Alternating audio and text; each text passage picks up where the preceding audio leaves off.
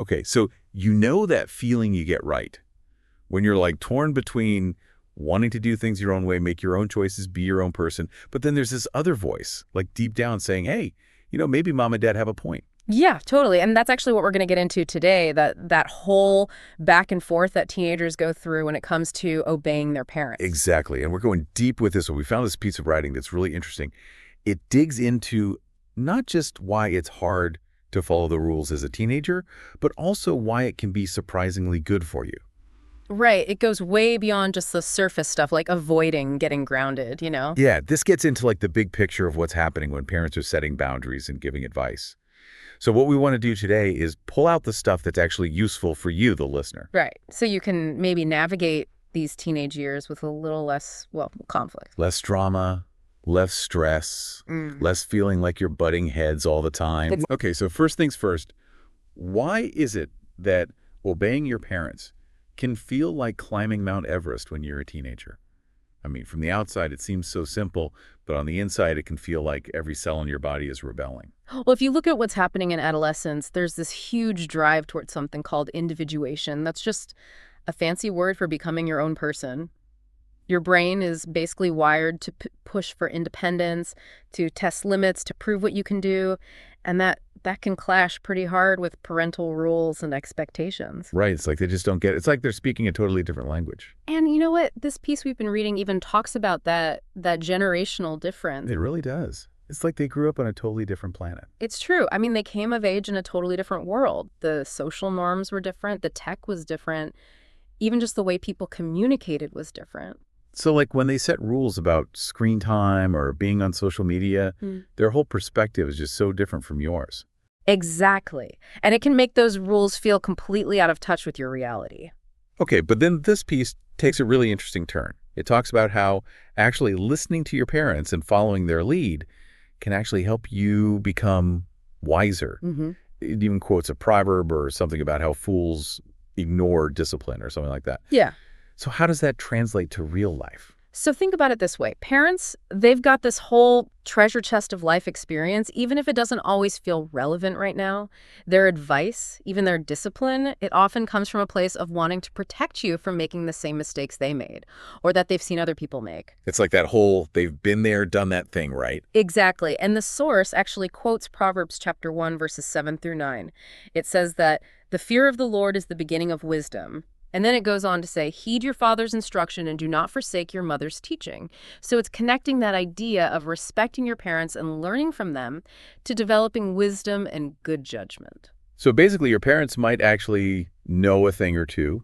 Just maybe. And another thing the source really emphasizes is that their guidance usually comes from a place of love, which, let's be honest, can be hard to remember when you're fighting about borrowing the car or something. Oh, totally. It's so easy to just get stuck on the, no, you can't do this, you can't do that without seeing the care and concern behind it. Exactly. And realizing that can actually make it easier to accept their guidance. Okay, so then the piece does this pretty big shift. It starts talking about how obeying your parents here on earth relates to obeying God. Now that feels like a big jump. It is, but it raises a really interesting point about authority and how we develop faith. The idea is that learning to respect and follow your parents' guidance, who are like these very real figures of authority in your everyday life, it can kind of prepare you for understanding and having faith in a higher authority, someone who's not as tangible. So it's almost like practice for something bigger. You could see it that way. Learning to obey, even when it's tough, can help you develop discipline, humility, trust, and those qualities, they can extend way beyond just your relationship with your parents.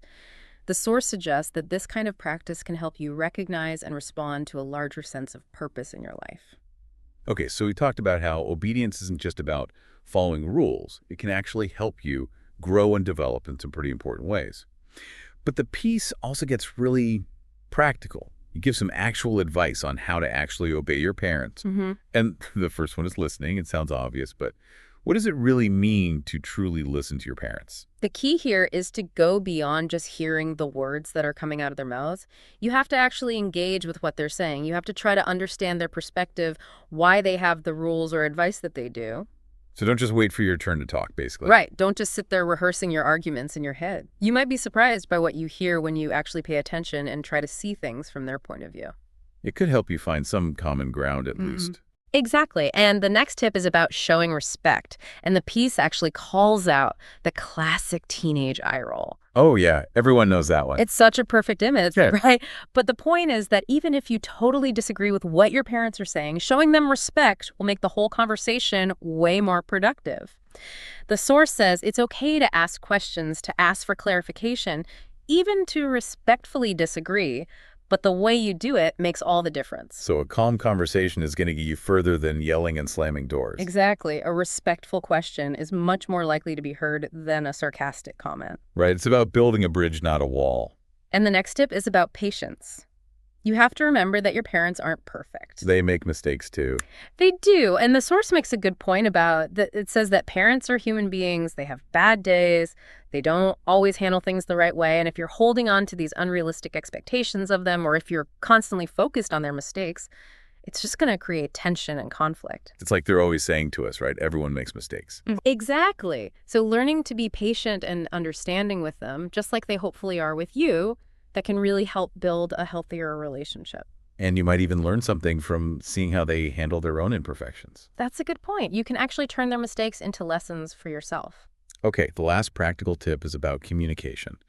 And the piece gives some examples like letting your parents know if you're going to be late or explaining why you're having trouble with a chore. Those seem so simple, but they can really make a difference. Absolutely open and honest communication. That's the foundation of any strong relationship.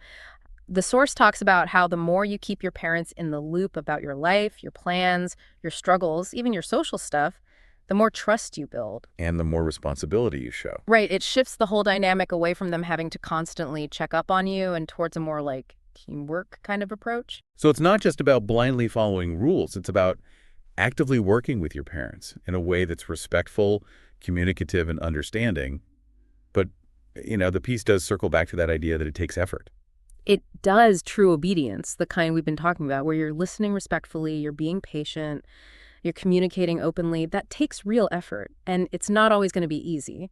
There are going to be times when you just don't agree. Yeah, or when you feel like you're not being heard, or when it just feels like too much work. Okay, so let's recap. We've explored how navigating your parents' expectations as a teenager, it's definitely tough. There's that natural urge to break free and do your own thing. Yeah. But listening to your parents and following their lead can actually help you gain wisdom because you're tapping into their experience and guidance.